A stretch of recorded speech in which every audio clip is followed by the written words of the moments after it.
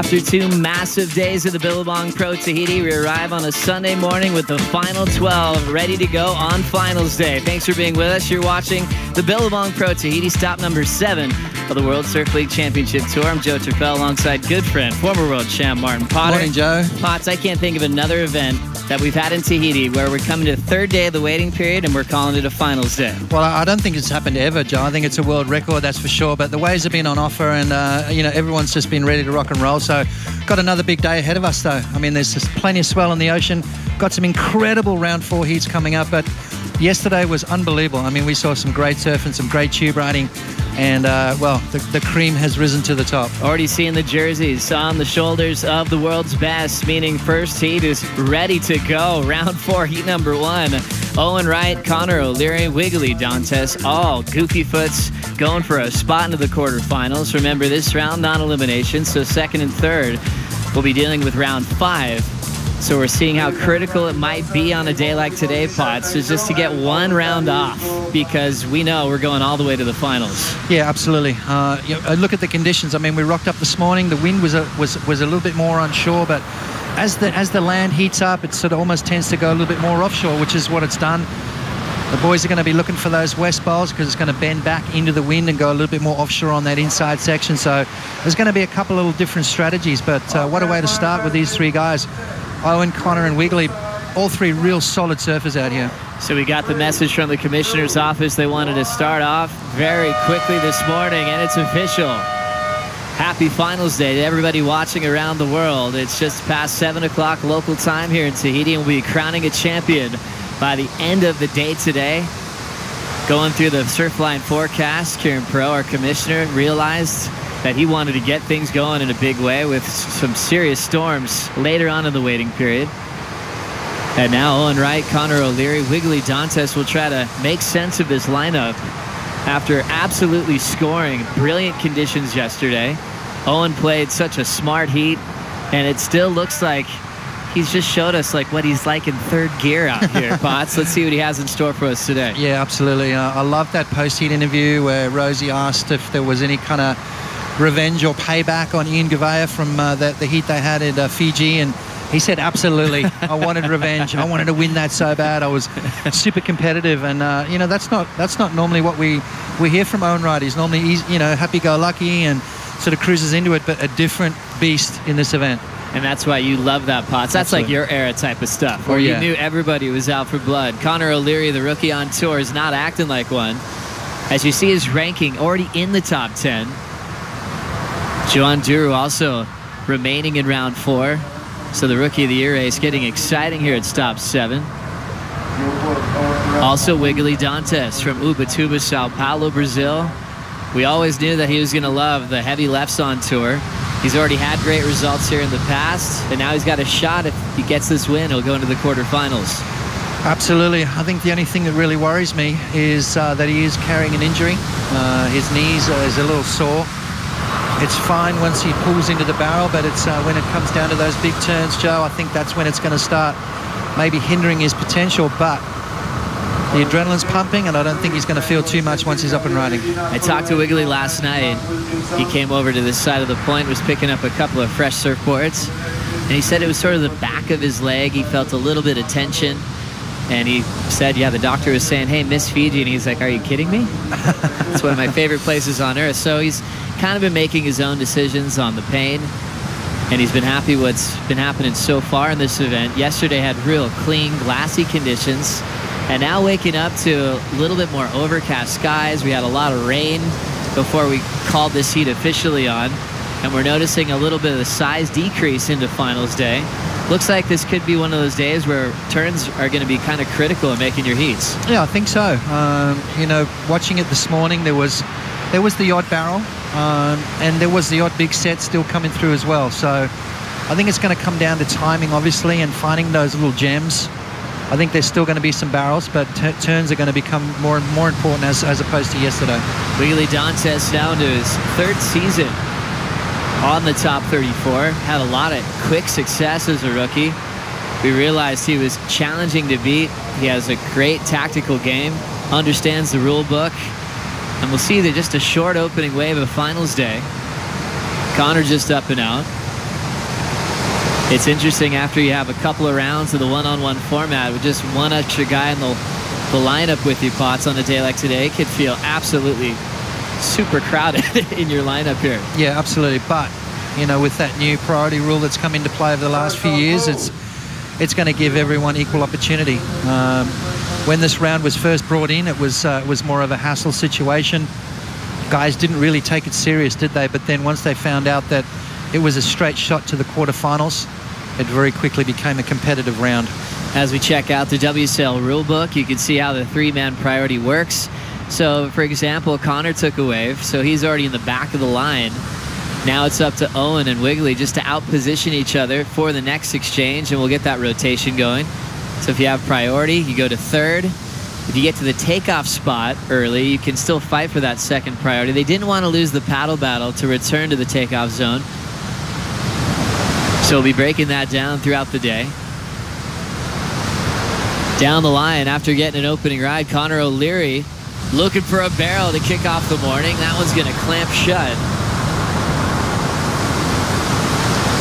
We saw the scenarios yesterday where sometimes it's getting out of the hassle, getting a first wave. You could get towards the West Bowl and kind of sneak a score under your competitors. Yeah, well, Owen, you know, he's going to fight for that inside as well as Wiggly. So Connor O'Leary in a really good situation at the moment. Even though he's only got a couple of small scores, there we go. You see Owen he loves that inside. And remember that heat with him and Nat Young a few years back at Trestles? They sat in the channel for about 20 minutes because no one wanted to give up that inside section, so that inside position. So very stubborn, both Wiggly and Owen. So you were so upset with that heat. I was. I wanted to see them serve. That's right. We wanted to get that thing started. But obviously that's a big part of their game plan sometimes, just to force them out of the area, to try to control the lineup. But our favorite part is just seeing things get underway, because we want to see the best surfers in the world showcase their talent. Last O'Connor just a 1.0. So he's been working closely with Luke Egan throughout this rookie year on tour. Had a lot of help from Martin Dunn through the QS series, and he actually won the qualifying series last season, and now leading the Rookie of the Year race. He seems like a guy that can understand Dream Tour locations even without too much experience there, Potts. That's a huge one for him. It is a huge one. You know, just to come out and sort of do what he's done. I was super impressed straight off the bat at Snapper Rocks. Quarterfinal result there for him on his backhand, and his front side is deadly as well. So he, you know, he's just proven to the world that he definitely belongs, winning the QS last year. So he's no slouch. He's a big, strong kid, and he's no pushover, that's for sure. Coming up next, Gabriel Medina, former event champ, former world champ, one of the best track records here at Chopu on tour. He'll have Andino and Wilkinson, who's still on top of the Jeep leaderboard. So we're looking at a lot of guys in the top 10 picture, especially that top 4 that are fighting for a win moving into lower trestles in a season where we've had 6 different winners so far. Be kind of nice if that theme remained the same, because then you're almost certain that we'll have a world title decision at Pipeline. Yeah, absolutely. You know, I think everyone's had their picks, and to me, you know, I chose Owen because of the fact he's got that post-heat interview really got me excited. On top of that, really hasn't changed out of second gear yet.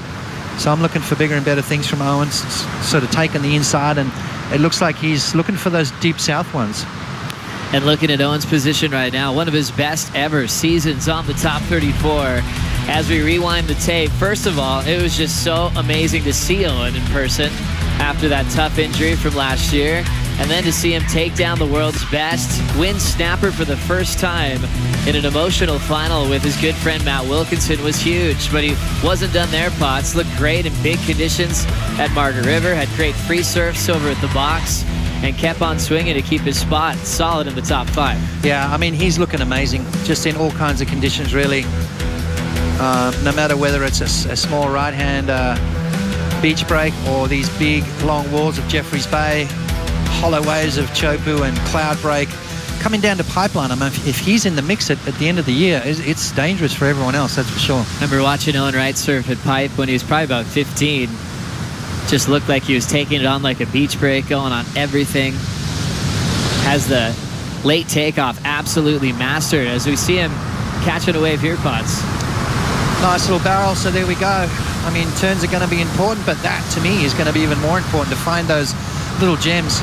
Chopu is a tube, and I think those are going to be the highest scoring maneuvers. Combo it up with some turns, which he's doing, bringing it through the inside, nice, clean, smooth surfing from Owen, and finishing strong. So that's the kind of surfing that's going to win these heats today.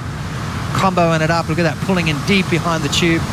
He's found one of those nice south runners, which just keeps offering him scoring opportunities, and he capitalized. I like the cool, calm, collected approach from Owen, not rushing it, just taking his time, slotting it nice and deep, coming out as well. So there we go. I mean, this is a sign of things to come through the rest of the day.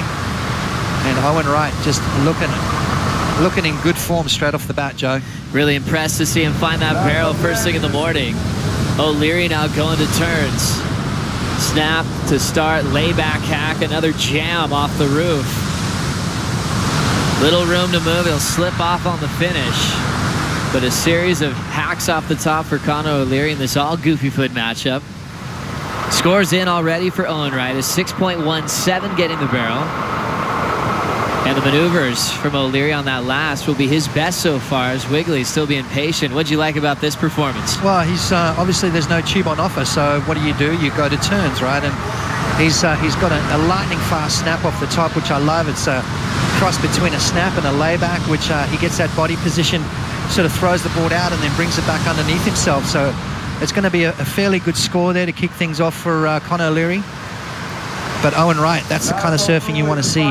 Tube ride, comboed up with some big turns, and that's going to score well. So now we're understanding the scale early. Remember the barrel from Owen, 6.17. The turns for Conor, a 5.0. Pretty close there. Conor even with the fall. So now the surfers will be taking that in and working out their game plan. Turns are going to be a huge part of finals day. They are going to be a huge part of finals day, but you've got to really crank it. You know, you've got to show some commitment. You've got to show some flair. You know, you got to get a bit creative as well. I think some big floaters across the sections with those tail tapping drops. I mean, there's a lot of stuff you can do out there today. I remember a final at the Pipe Masters with Taj Burrow and Kelly Slater a long time ago.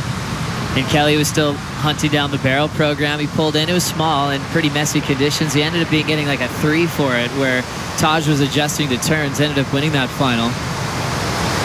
So understanding that formula is very important, especially with changing conditions. 19 minutes on the clock. Let's say a big good morning to Rosie Hodge with our commissioner, Kieran Perron. Good morning, guys. Kieran has been out in the lineup, had a bit of a surf. How are the conditions this morning? Yeah, it's not exactly what we expected. We were hoping that it was going to be a lot cleaner than this. The wind forecast was to have more east in the direction. Right now, it's fairly southeast and kind of blowing a little onshore. It's been swirling around. We've got some rain, so if that clears up, good set still coming in and expected to kind of fill in through the morning with that newer south-southeast swell. Some great waves, and we're finishing today. Clearly the best day in the remaining window. I love it, just because it's going to clean up throughout the day. And yesterday we saw no restarts. Is it going to be the similar program today, or is there a bit more leeway? We've got a little bit more leeway, so it'll really have to be kind of flat, I would imagine, for that to happen. We'll leave that up to Richie Porter up there in the tower. But we do have a little bit more time today, which was a great reason why we were able to get through all those heats yesterday. Gave us some flexibility if that was to happen. All right, well, the boys are still going to put on a great performance. It is finals day, and the conditions are expected to improve. Back to you, Joe. Great news, Rosie. Happy finals day. Enjoy the lineup out there. Stay safe. It's going to be wet and wild through these conditions. KP wanted it to be a little cleaner, but sometimes in Tahiti, it all happens in the afternoon. During that catch-up with the commissioner, Wiggly did get started. Yeah, Wiggly obviously making it clear what he's looking for those tubes. I mean, you can see still on the face of the wave, it kind of is still clean. Once that wave hits the reef, it draws so much water off the reef that it almost cleans itself up. So wave selection obviously is going to be very important, but I'm seeing it clean up. I think it's just a bit of morning sickness right now. And as you said, the afternoons are always the gems here in Tahiti. That's right. Well, Surfline, the official forecaster of the World Surf League, has been helping us out along the way, seeing the good size pulse of the new south-southeast swell peaking in the morning. And you see where Tahiti is located on the map there. Sunday, looking at the wind with moderate easterly trades and hopefully cleaning up through the afternoon today. As we noticed yesterday, Potts, it was basically sheet glass out here in Tahiti with perfect conditions, and we hope we get a little taste of that on finals day. Well, you know what? There's moments yesterday where the wind did pick up, but then it dropped off again. We saw some great waves coming through. Mick Fanning, I mean, scored an absolute bomb in the afternoon. Look at that, 7 to 10 feet. So we're looking at some solid waves throughout the day, and we could be finishing in some classic surf this afternoon. That's right, and what Kieran Pro does really well, he looks at the whole waiting period. He's got everyone on tour in mind, and obviously how to finish the contest in the best conditions possible. So seeing that swell drop, weather getting worse throughout the rest of the week, he knew today was something that he really wanted to take on. Calling it a finals day even yesterday. So he's well in tune with those maps coming to Tahiti, and it's one of the better places to forecast compared to some of the harder ones, maybe on the east coast of some countries where things can change overnight. You could really kind of stick to a game plan out here in Tahiti. Yeah, exactly.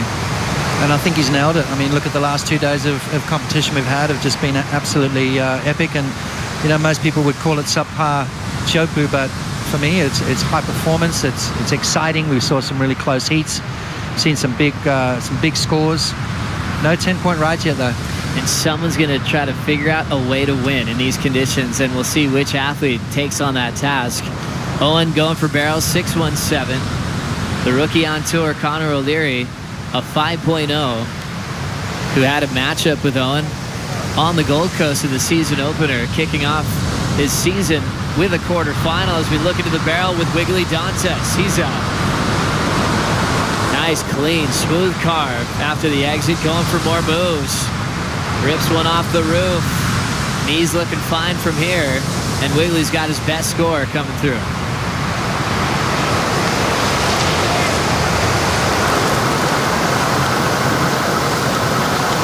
Dantes digging deep, kind of changed his location of where he was staying this year in Tahiti. Just wanted to be a little bit closer to the point to spend more time in the lineup. How'd you like that start? Yeah, great start to the wave there for Wiggly. And you can see how clean the face of the wave is as that west sort of comes back around the reef.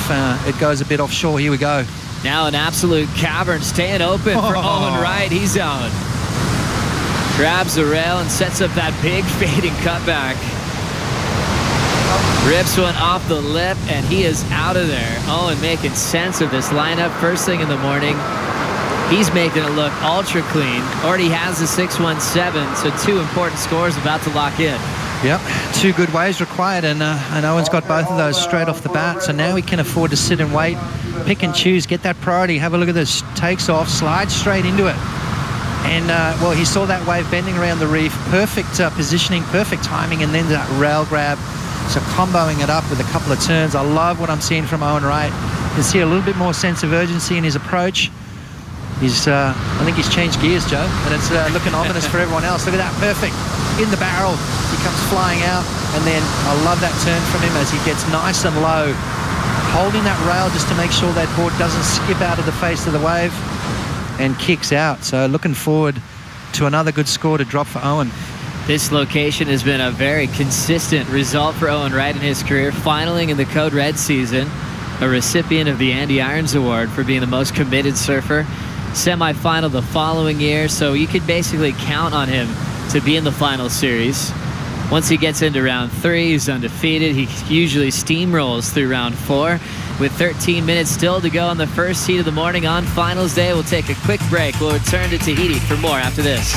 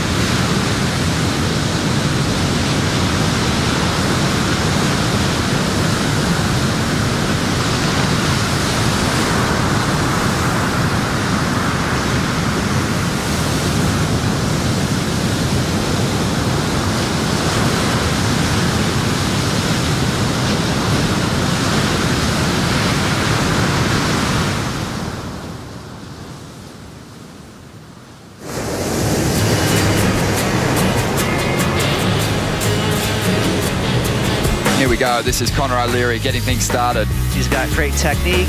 He seems like a great competitor. So I'm excited for Connor.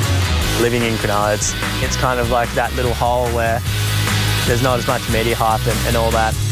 My whole surfing career has always been under the radar. I just want to kind of go all guns blazing and try and surf as well as I can.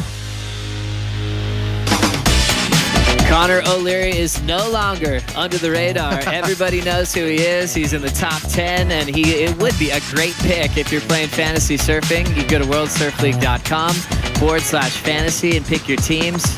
It's all ranking based on the Jeep leaderboard from Tier A, Tier B, and Tier C. You can make a clubhouse, battle with your friends, and see if you have your best surfers in the world making it through the finals. Coming off the break, and we had a hollow section for Connor to punch free from. Sealing the deal with a down carve, and he's out. Really fun heat to kick off finals day, Potts. Wow, one of the toughest heats. I mean, 3 big, strong kids. And you know they're going to come out of the waves like this, just standing tall, standing strong. And Connor O'Leary, as you said, no longer under the radar. Kid is in the top 10 on his first year on tour. Where are the weaknesses, Joe? I mean, that's the thing you've got to look for, is where will this kid find it hard to compete at? And I don't see anywhere. I mean, to start off the Gold Coast on his backhand, let's have a look at Wiggly first, though. Pulls in and just gets through the back of that one, only just. But yeah, there's no real weaknesses, is there? And it's sort of like with a guy that doesn't really have experience out here. I mean, one previous trip, we're not counting that as a guy that's a Chopo specialist, but already into a place where he could maybe get into the quarterfinals with a win here. That kind of reminds you of almost like a Medina connection, where he just falls right into sync with this wave. He doesn't have a huge learning curve, making him very dangerous for the rest of the season. Well, there's some heavy waves in Cronulla, by the way. There's some secret little reefs that stick out that are very kind of similar to this, and I'm sure he's surfed them quite a bit, so channeling that sort of energy, he's looking dangerous. It was really cool to catch up with Mark Akalupo at the start of the year. I saw him at Snapper, and he was just saying, hey, I've seen him in some big conditions back home. Aki from Cronulla as a world champ and a previous event champ here at Chopo, and so he was ready for him to take on these world-class waves. We saw him final over at Cloudbreak. Runner-up to Matt Wilkinson. And getting in the zone, Gabriel Medina.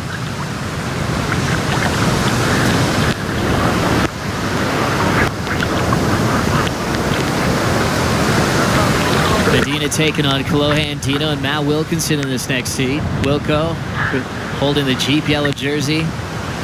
And Medina wants it back.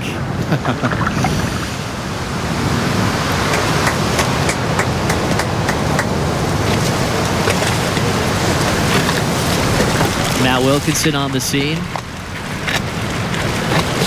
This top half of the draw dominated by Goofy Foots. Kolohe Andino will mix that one up in the next matchup. Kolohe seems to turn in a lot of success at Chopo. He's had a couple quarterfinals in the past. Coming off a tough result at J-Bay, he's out to take this whole contest out. Numbers in now from the last exchange pots. We saw Wiggly a 6.6, his best so far. Owen Wright, 8.33, his best number, but winning the exchange. Connor O'Leary, 8.4, moves him to second, now needing a 6.10 to get that spot to go straight to the quarterfinals. Yeah, what a way to start the day. I mean, 3 big kids just charging out here and dropping some big scores. It's anyone's game right now. 7:50 to go. We got a great opportunity to talk to our head judge, Richie Porta. Good morning, Rich, and happy finals day. Morning, lads. How are you? Really happy looking at this heat so far. At first glance, it looked like it would be challenging, but we're seeing some really solid numbers, even excellent range scores. How is the scale being set for today? Yeah, this morning when we got out there at 6 o'clock, it was really rugged, and it's cleaned up remarkably since then. And as I was saying, hang on, I'll just watch this. Still with Richie Porta as he's watching Wiggly Dantes get a completion. Grab rail down carve to set up this inside corner. It goes real shallow there. Wiggly's out as he chasing a 7.91 for the lead with 7 minutes on the clock. Richie Porta, you with us? Yes, I'm back. I've got young Dylan having a look at this one, so it's all good. Yeah, I was saying this morning was so rugged out there, and the wind's clicked around a little bit. It's shining up.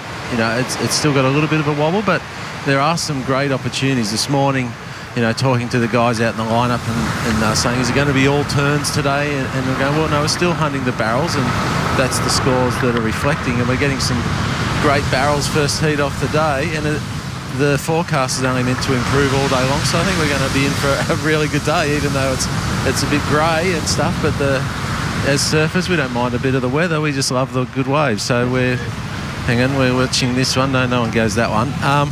Richie, quick question for you. Just the first exchange, we saw Owen get barreled 617. Connor went to turns and got a 5.0.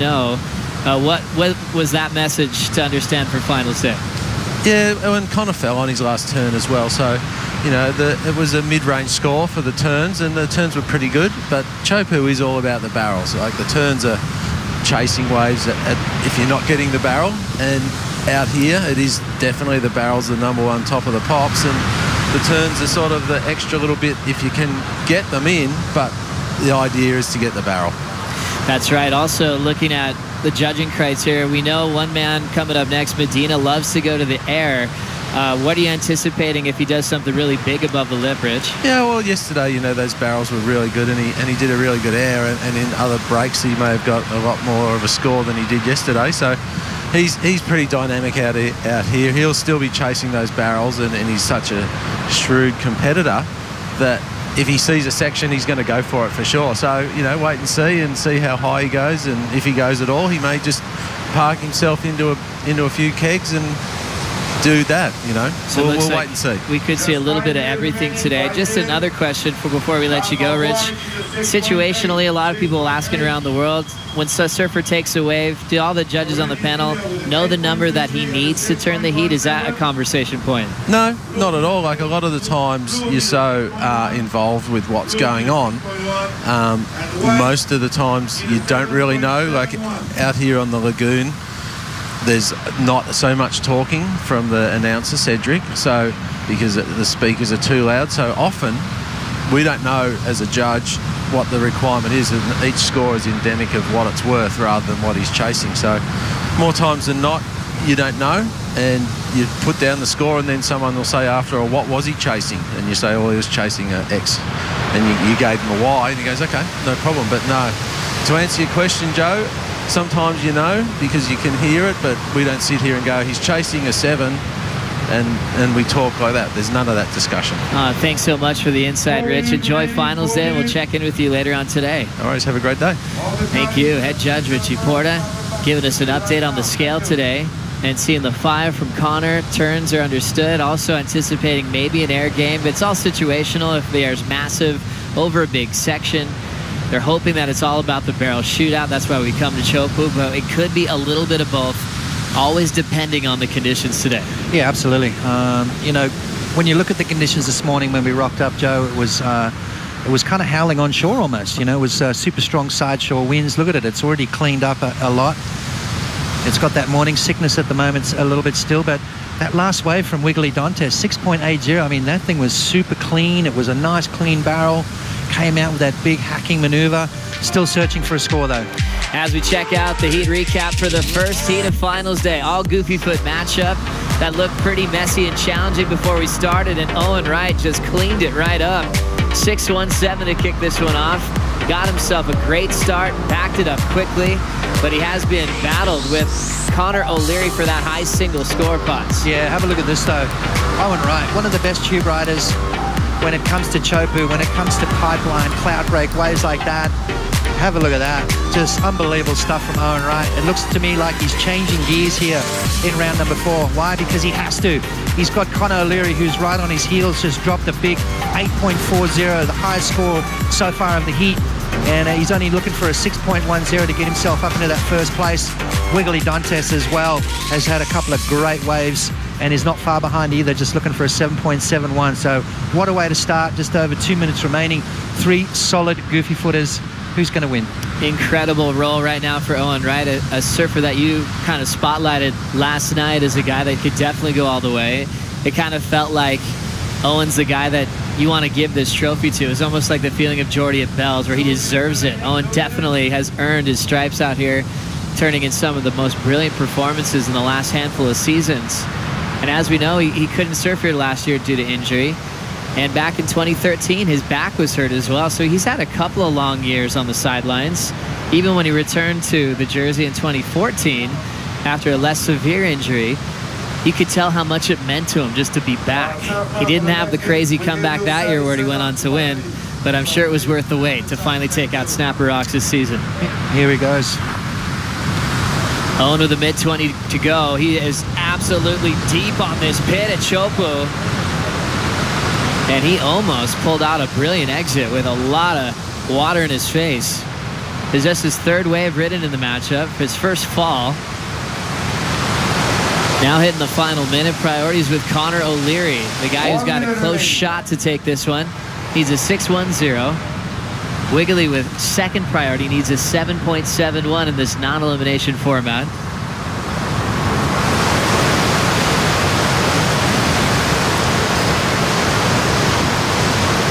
And looking through the mist there, you see the white jersey of Wiggly pacing themselves. How close did Owen come here, Potts? Yeah, very close. I mean, you can see how it just literally shut down, and Owen literally came out without his surfboard. That was definitely close to being made. Whether it was going to better his situation or not, that remains to be seen. A 6.17 as he's back up at the moment. Still holding onto that lead with just on 20 seconds remaining. So time is the enemy right now for both Connor and Wiggly. But they live to fight another day, Joe. No one loses here this morning. They go into round number 5. But the bonus for Owen is straight to the quarters. That's right, and that's a big message to the top 4 picture with guys like Wilco coming up next, knowing that Owen is skipping around on finals day. He'll get a round off where Connor and Wiggly will have to surf quickly in round 5 to try to earn that spot into the quarterfinals. Owen 6.17, 8.33. Really cleaned up that lineup and turned in a brilliant performance to win. Coming up next, Gabriel Medina takes on Kolohe Andino and Matt Wilkinson. We'll be right back.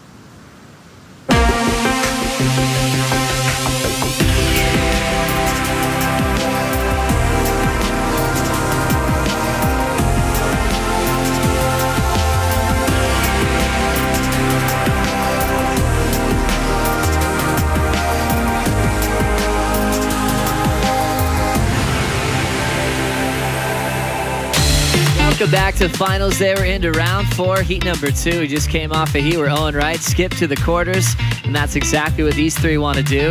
Medina takes on Andino and Matt Wilkinson. Gabriel, a former world champ, former event champ, but one of the best track records in Chopu history. Andino's been a fighter out here in the past with quarters, but they're dealing with current world number 1. Matt Wilkinson wears the Jeep yellow jersey, and he got a start during the break pot. Says he's hanging on to that barrel ride. Wow, that was insane ability right there to be able to pull that off. Literally laying down. Let's have a look here from Matty Wilco. Just finding those little inside west bowls, and you can see it kind of clips him, He's laying back there, a bit of an awkward stance, but somehow pulled it off. That's going to kind of give him a little bit of confidence. Also, Medina getting a start. Yeah, Medina straight into it, kicks out, missed the barrel, so you know what he said, well, I'm not going to try and force the issue. Once you miss that first section, you might as well kick out. Save your time and energy. The judges want to see that tube on the get-go and then come out with those big wrapping turns that we saw all three of those guys in the first heat do, and drop some excellent scores. Gabriel Medina, still just 23 years of age. He was thinking about Kelly's age when Kelly won this world title. When Medina won his world title, he was still 20, but he's turned 21 just a few days later.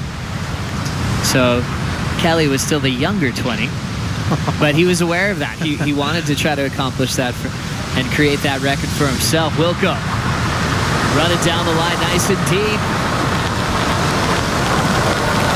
Draws off the top and now flies away over that shallow reef. Deep up the point is Andino, and he'll just step off. So Andino getting a warm-up wave, Medina up and out. Wilco got a 2.83 on that first one where he hung onto it with a couple of turns. And now getting a better looking wave, but it always looks amazing from the channel pots when you're looking into the barrel. We'll check out the front-on angle to see what the judges saw as well. Well, let's have a look at Kolohe first. Just getting caught behind the section, and again, missing that first part of the wave, you might as well kick out. Matty Wilco, though, he didn't miss it, did he? Have a look at this, driving through the section, pulls in, real crumbly section, foam balls, comes out, and then just there's that trademark sort of hooking maneuver that he does, kicks out. So a good combination of turns, good positioning. I like he was almost standing quite tall inside that barrel. Some of these waves are wide open no matter what.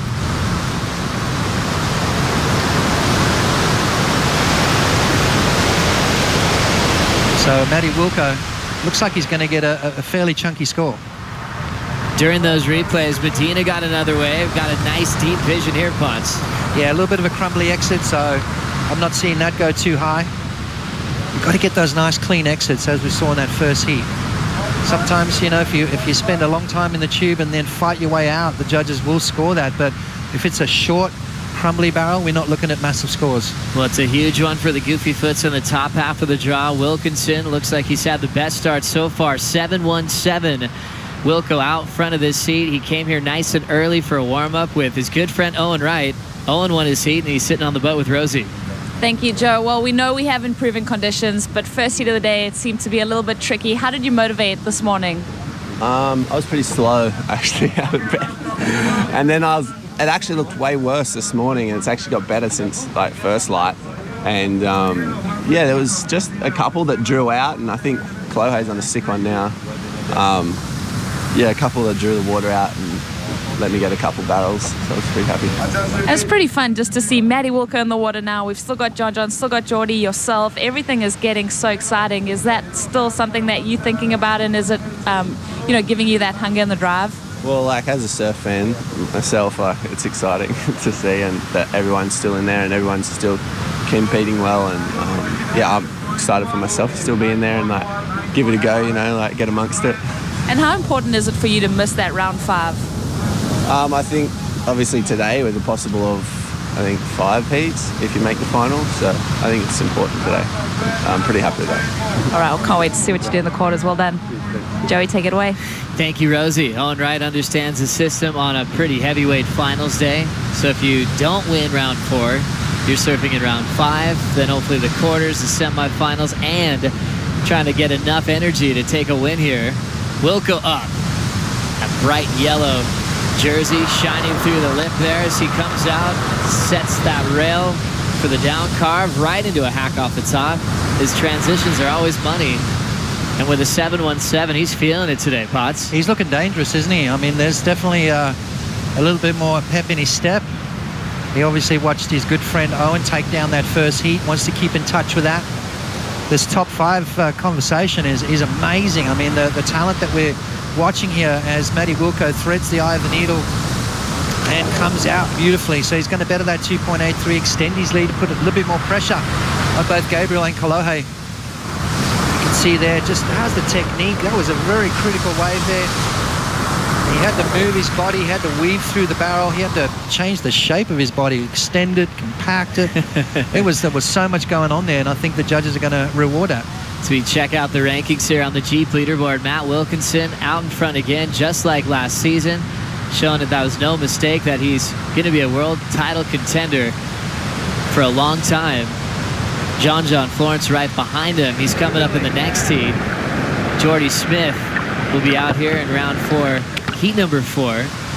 So we've got the top 4 picture, nice and solid. We haven't had this close of the rankings on the top 4 picture in a while, coming into stop number 7. I love it, Joe. I love it. Those runaway world titles are exciting for one person, and that's the guy in the lead. For the rest of us, though, it's kind of boring. I love the fact that we've got so many guys in the mix. 6 events, 6 different winners. Event number 7, and you're calling a new winner again in this one. I see something in Julian Wilson. He's just building on his results. This is always a venue I felt like he could have won in the past. Even with these changing conditions on finals day, we see barrels on offer.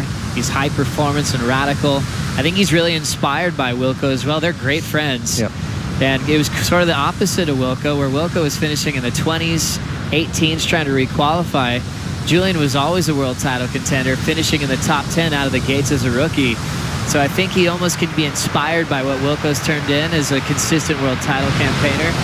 And we'll see what happens with Julian coming up in the next heat with John and Connor Coffin. Yeah, I honestly believe Matty Wilco has given a lot of guys a sense of belief. You know, I think there was a lot of guys on tour that probably didn't think they could win an event even, you know. So I think Matty Wilco showed the world that a bit of hard work, a bit of, you know, buckle down and you know, do some training and yeah, strange things happen in the sport of surfing, and it's that sense of belief. It's that sense of, hey, I belong here. And once you have that, it goes a long way, that confidence. I think Glenn Michael Hall was like, wait, I did this the hard way and got on the Dream Tour. With your talent, I can create some big things. And they're always good friends. So they had a great relationship with all Glenn's hard work and understanding of heat strategy, where to sit, how to beat the big names. He passed all that knowledge on as we watch Gabriel Medina. Big, thin drift out the back. Deep bottom turn and knifes it again off the roof. All performance maneuvers coming to the inside corner. Now packing the pit, and Dino. He's out looking for a big backside wrap and a rebound. And the surfer that's known as Brother from his family and friends back in San Clemente turns in a nice looking barrel to get back in the sea. He's looking good, isn't he? That was a very well ridden wave from Kalohe. Nice tube, beautiful searing cutback. Let's have a look again. Slides in beautifully, grabs that rail. I love the front hand, that front hand just guiding him through the guts of the barrel in that searing maneuver. So this is definitely going to be Kalohe's best wave. Just you know, 3 waves ridden for Kalohe, less than a point on all 3 occasions, but this one definitely a lot better. As he comes out, and then watch this turn here, just lays into it, drives back around and bounces off the whitewater. So a nice critical finish to the wave as well for Kalohe. That's going to be a great score for him. Also, Medina, big turn spots. Yeah, big turns from Gabriel Medina, and we were expecting that from him. So oh, look at that, almost upside down again. So a combination of major turns. We saw Connor O'Leary get a 5-point ride for 2 maneuvers and then fell off. So this is going to definitely be a chunky score. I mean, the judges cannot ignore the great surfing from Gabriel Medina here. Bang through the lip, fins out the back. So showing some critical stuff there. And then fades into a cutback. So I'm sure Gabriel Medina is going to be looking for the tube ride, but if it doesn't come his way, why not go to turns? 18:25 to go in round 4, heat number 2. Numbers coming in for Wilco, 5.33. Remember, he had the 7.17 before. So he's building on that total out front as Medina was chasing an 8.10 for the lead. And Dino was in a subtle combination, but nice and early here. He's looking like he's going to break free of that, still with 18 on the clock. So remember, 2nd and 3rd dealing with round 5, which is a big scenario today on finals day. Strider, how do you like the conditions right now? Well, when we got out here, we couldn't even see these big, huge diamonds behind us, these gnarly looking peaks, and now we've started to open up, so things are looking a little better. The surfing, though, out of this world. These guys are just tearing the stuff apart, dealing with the lump and the chop in the face so well, finding barrels, you know, identifying these nuggets. It's really, you know, a challenge out here, but I do like what we have. We've got plenty of swell. There's a lot of waves coming around the corner. There's a nice thick wall, so I feel like there's a lot of energy in the swell. So I think if we just, you know, get this thing going down the line, get this wind to switch up a little bit more east, we could have some amazing waves going down just like yesterday today, and I'm loving it. These guys are absolutely attacking it. We got some beautiful tubes out of that first heat, and Wilco just having a blast out here, kind of dominating. He sure is, Strider. Wilco up now, layback hack as he passes the Waz on the inside. So just good for a maneuver off the top, and he's out of there. Not going to affect his top two. With now 16:55 on the clock. It's really interesting when you notice how conditions change in a waiting period at a wave as famous as Chopu.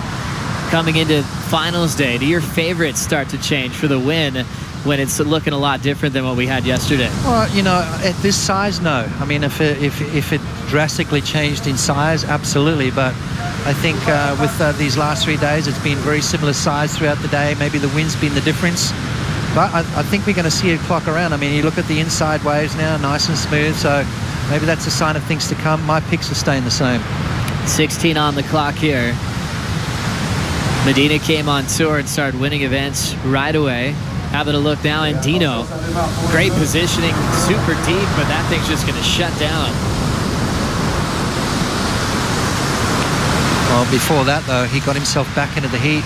Medina dropped his best score as well, so things are tightening up. Matty Wilco's still in the lead, but Kolohe fought his way out of that gentle combo, as you said. We've got a heat now. 6.0 last of Medina, 6.10 last of Kolohe. So right there in the mix, just needing a 6.51 for Gabriel to take the lead. Kolohe just under 6.41. Gets him a spot to go straight to the quarters. With 15:25 on the clock, still the best number of the heat so far came to Matty Wilkinson. If Wilco can stay in the lead in this one, it'd be his personal best result at Chopu since he's had one quarterfinal in the past. So his goal here is to break that and make his first semifinal since he's on top of the Jeep leaderboard. We'll return to finals day right after this quick break.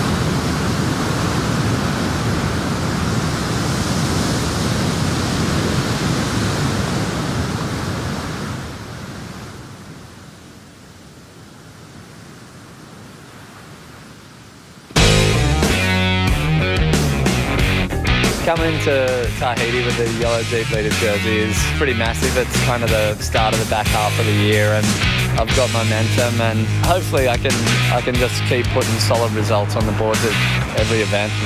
Having a look now, Wilco into the pit underneath priority. This year I feel comfortable kind of being up this end, and I feel like I know what it takes to stay here.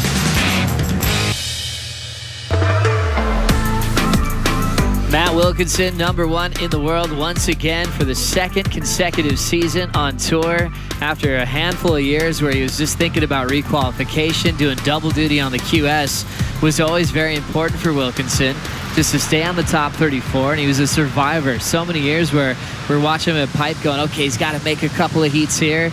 That's all behind him now, and he's focused on a world title race. Deep on this one, Medina up and out, uses priority. Whoa.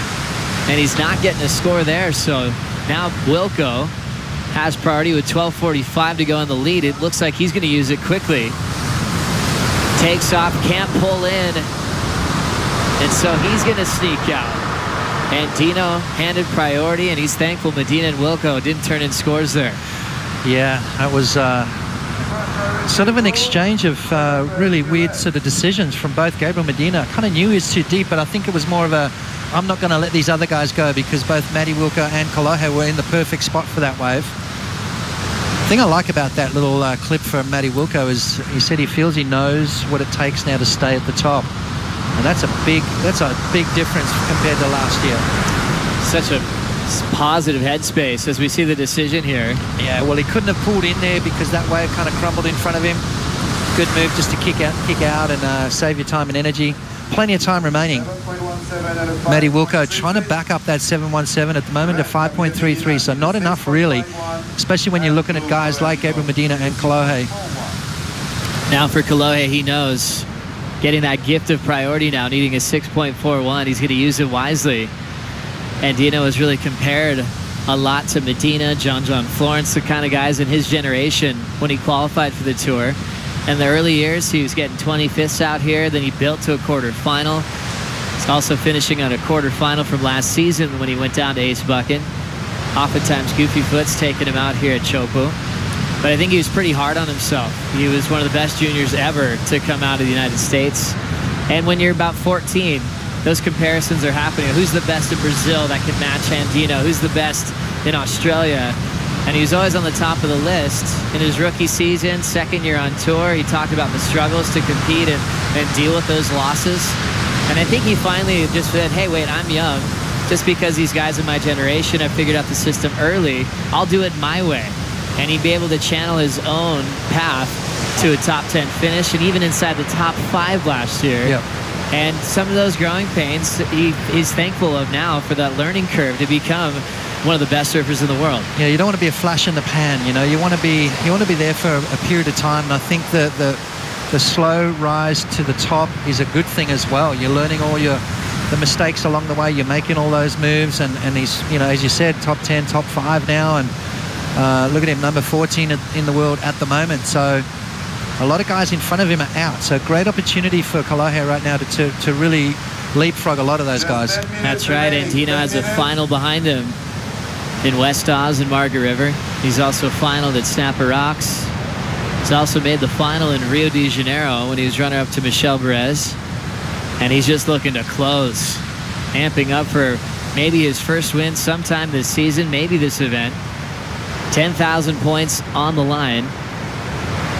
Talked about 6 different winners so far. This is stop 7. Wilco's win came at Cloudbreak in Fiji, where he had back-to-back finals. Medina, crazy to see him without a win yet this season, but this seems to be like his favorite part of the year. Yeah, I like that, Joe. He's obviously looking pretty sharp, but at the moment, second spot in this heat.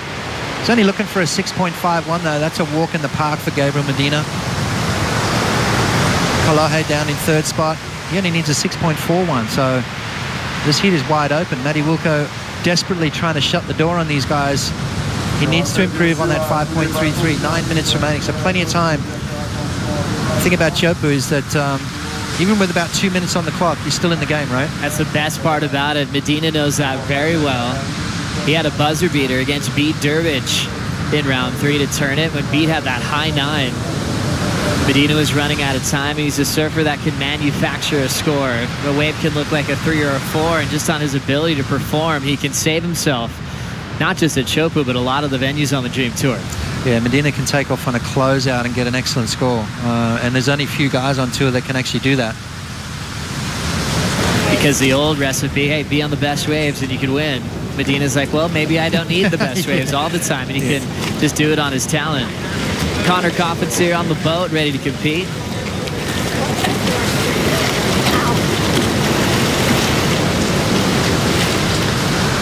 Right next to Julian Wilson and also John Florence in that next matchup. Late takeoff, and Dino's in the pit, looking for the exit. Waited a few minutes with priority. He'll get the completion there. Turns have been important this morning on finals day, and he's got a few backside snaps before he kicks out on the dry reef. Needing a 6.41 to go straight into the lead pots. It's going to be close. 7.5 remaining. That's kind of what you got to do, you know, get those nice clean little gems. Medina up and riding. Right into the pit. One big pump, and he's down right on the exit. Wow. I think he was expecting himself to come out of that. You've got to really cross the T's and dot the I's out here. Focus on the job at hand. Don't get too carried away. It's one of those waves. You look too far down the line, you're going to miss everything that's going on underneath you. And on that occasion, Medina took his eye off the ball and lost his board under his feet. Let's see what happened here. Oh, well, I mean, for all money, you thought he was coming out of this. Right there, that little foam ball just caught his board. You just try to talk about it. As soon as your board touches that whitewater foam ball, it will literally take your board away. Right there, you can see his board literally came to a screaming stop. Chloe and Dina, on the other hand, focused on it, grabbed that rail, an extra point of contact. He's going to need a little bit more, though. 6.5 minutes remaining. And this one coming just under the requirement. Very interesting exchange. Kolohe getting the exit. How did it look from your angle, Strider? Well, I think Kolohe did really well with his wave, coming out to check turn to set up the next couple of turns for the face jams. And, you know, Gabriel looked like he had the perfect exit, but he got a little ahead of himself, leaning forward over that front foot. I feel like he was going into a pump almost for his next turn, and the whitewater, he hadn't gotten over that last little bit, and it just took his board right out from under his feet. So I think he got a little hasty on the paddle back out. I got to hear the conversation between Kolohe Andino and Brandon Gilmet from the Hurley team captain, and you know, he said, hey, look, there's scores going down for big turns too, so you know, don't be scared to find a wave that you can just belt it straight up off the lip. And it was an interesting look over and into the psyche to say that there's options out here, you know, and it was really nice to see Kolohe kind of respond to it. Well, really? Okay. And it was, you know, something about having that caddy out here in the corner that give you that information that really helps. Great to see. Now Medina without priority. Wilco's going to take off late to try to play defense. Remember, the surfer with priority has undisputed right away. And Wilco knows how important it is for a quarterfinal to skip round 5. They're both going under that wave as Andino is sitting in the pit. He's going to turn to the inside corner as we wait for the decision from the panel pots. It's an interference. You can't cross over with the guy with priority, that's for sure. If Medina had have faded back into the white water, it would have been all good, but Matty Wilco had all the right to take off on that wave, holding down that first priority. I think Gabriel Medina didn't expect him to catch it. Didn't look like one of those gems, but then again, Medina doesn't need a gem, as we talked about before. So strategy coming into play here. Even though Medina demands priority at the start of heats, I almost think he's more lethal under priority. He's trying to create a moment for himself, but meanwhile, Andino was just doing his own thing here. Well, that's what happens when you leave someone alone. Medina's and Wilco tangling up, and Chloe Andino saying, you know what, thank you very much, I'll get the wave behind it and quite possibly drop the winning score. Let's have a look. As Medina comes off the bottom, Matty Wilco takes off. So yeah, that was definitely an interference call right there. So we'll see Medina in round number 5. So there's the decision there. Without priority, doesn't have right of way. Wilco's allowed to have every bit of this wave, and he'll just step off. Wilco understands the situation. So now if Medina right there backs off and gives way to Matty Wilco, everything's good. But Medina sort of, I don't know what was going through his mind there, maybe thinking that Matty Wilco was not going to catch that wave. You cannot take your eye off the guy with priority. Matty Wilco identifying that and catching the wave, using his priority. There's nothing wrong with that. It's up to Medina to stay out of the way, right, Joe? A very interesting situation. Strider, it's pretty tough these days to move on through with a priority interference. Yeah, it's going to be tough, especially in these conditions, because you're going to have to, you know, you'll be looking at excellent scores only to really get through something like that. And I'm not too sure what was going on there. I think Gabriel was so psyched that he just was going for that wave. And, you know, if he would have tried to maybe turn out and go to the right, away from where his opponent was dropping in, but he crossed the path. And when you cross the path, of your opponent, you're definitely going to get an interference. And unfortunate for Gabriel, but fortunate in this heat that nobody loses. So he's going to have to go into round 5. And it's going to be, a good battle as he's going to get through it. And if he's going to want to win this contest, he's going to have to surf 5 times today. It's an interesting thing. These guys have been surfing consecutively, days on end. And it doesn't usually happen. You usually get a little break. You get some time. Not in this event. We've gotten, day 1, 2, and now 3. And on the 3rd day, you're going to have to surf 5 times to make it into the final if you actually lose out in this round and don't skip a round. So it's crazy day of surfing today. That's right. As we see the interference locked in, a priority interference, you take a whole wave away. So he's just counting that 6.0. Back on the horn with head judge Richie Porta. Thanks for being with us, Rich. And you mind explaining that situation real quick? Yeah, no worries. It's a clear-cut rule. It's Rule 152.01b, which says that the surfer cannot cross in front of or bottom turn around the surfer with priority, which is what happened. And it's a really intense situation there. Like Gabriel had a chance to straighten out, and if he'd straightened out, it would have been fine. But once he crosses in front of Yellow's line, it's all over. We had examples of this in the past. Wiggly Dantes in Fiji. It happened a couple of times last season. Yeah, and it's one of those tricky ones, right? Because the guy with priority has unconditional right of way. He can do whatever he wants, and for red to be in that zone, and once he crosses his path, it's an interference, because priority surfer has priority. That's what it's called. Thank you so much for the time, Rich. No worries. Entering the final minute, interference for Medina, and the thing was, Potts, Wilco using that role, because he's allowed to do that with priority, playing defense. They kind of got caught up in that moment. Meanwhile, Andino's out of that whole situation, gets absolutely barreled behind him, 7-2-7 to steal the lead, now with 50 seconds to go. Yeah, well, obviously Matty Wilco keeping a close eye on Gabriel Medina, maybe identifying him as more of a threat. And while they were scuffling, Kalohe Andino just stole the lead off him. So great move there from Kalohe, just to stay right away from all of that. Because Wilco could have waited for the wave Kalohe had. Absolutely. But he saw that as an opportunity. Was Medina going to get the score? He was looking for a 6.51. He was going to have to go to turns. There was no barrel on that. It had a bit of white water on it. It was kind of an average wave, really. And Wilco had to make a quick decision under pressure, especially with a guy like Medina with the track record he has in Tahiti. We talked about how he can manufacture scores. You never know what he's going to pull off. He's got the 3rd highest average heat score in Tahiti, just under John and Kelly, and obviously a former champ. So we close out a very interesting matchup. Kalohe Andino left to himself out the back, gets barreled, 7-2-7 to steal the win off the Goofy Foots. Medina and also world number 1 Matt Wilkinson have to deal with an extra round here on finals day. Coming up next, John Florence takes to the lineup with Connor Coffin and Julian Wilson. We'll bring in Kaipo Guerrero and Peter Mel for the call.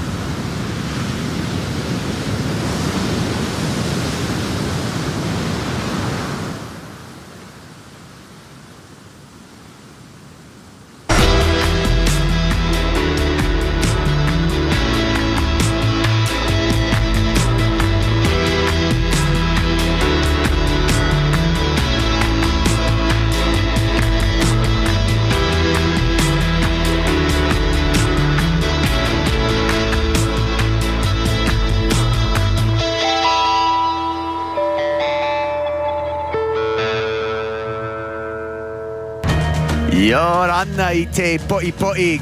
Good morning from the end of the road here in Tahiti. Finals day at the Billabong Pro Tahiti. And Peter, we just saw a really interesting heat go down with Kolohe Andino making his way to the quarterfinals. Staying out of trouble there. Your thoughts on that heat? Well, finals day, you can't make any mistakes, and there was 2 in that heat. By Matt Wilkinson, by trying to block out Gabriel Medina, and Gabriel Medina not getting out of the way. So both those surfers leaving Kolohe to his own rights, and sure enough, he's going to capitalize. No mistakes for Kolohe, and he's into the quarterfinals. Well, those of you playing Fantasy Surfer are chalking up some points. Only 12% of you put Kolohe on your team, and you are the select few that are just going to be chalking up some points here playing Fantasy Surf. Now we're into round 4, heat number 3, and this is promised to be a heater. John Florence, Connor Coffin, Julian Wilson. Great lineup we got here, Peter. All regular foots. The only regular foot in the top half of the draw, Kolohe Andino, already into the quarterfinals, so we'll see how this one unfolds. I love how John Florence is in surfing. That's been pretty obvious, but also Julian Wilson and Connor Coffin. All of these surfers have been one of the standouts on the backhand. With these challenging conditions, you would have to say that wave selection is going to play a major role. But identifying those quality waves is going to be a bit difficult because it is unruly out there. That wind has turned and brought that wind swell across, very similar to what we saw the first day. Oh, we're going to go straight to John Florence.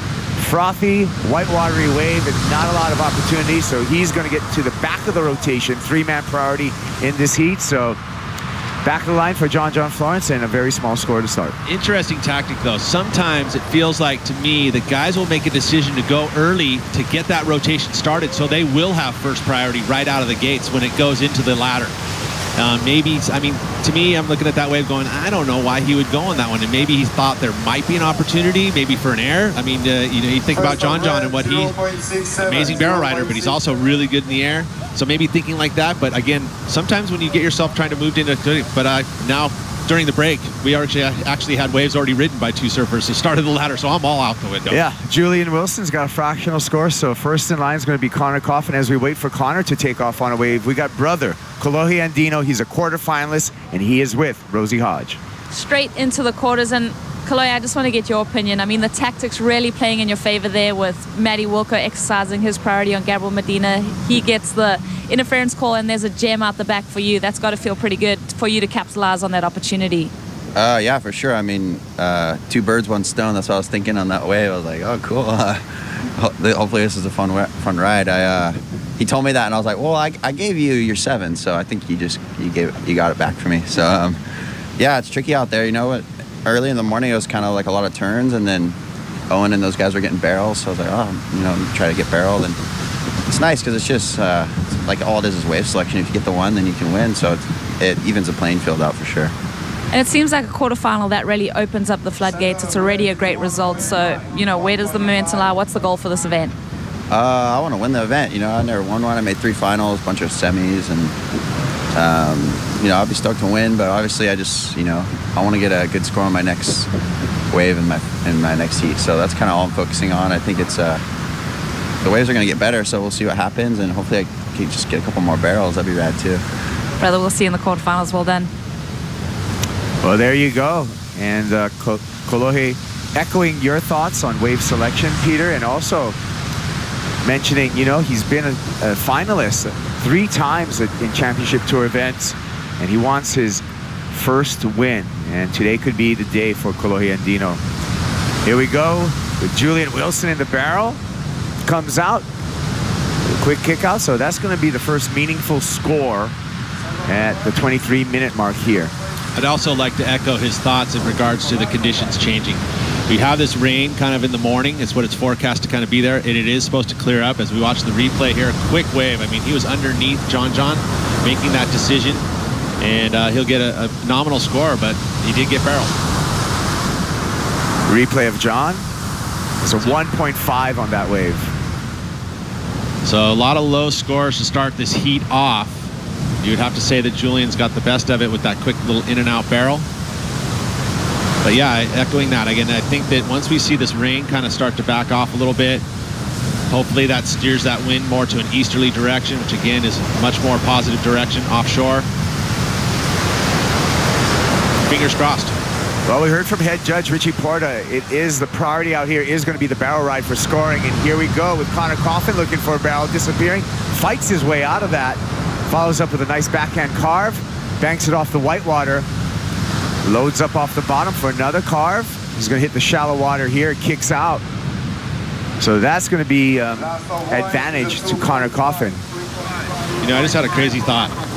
Well, share it with us, Peter. What if you start looking at wearing materials that'll slow you down? Like, you know, you see how all of these guys throwing up board shorts and they get run up their legs? Why don't you think about maybe... Professor Pete coming at me again, and I like the thought. You'd have to have a regular foot pair and a goofy foot pair. Yeah.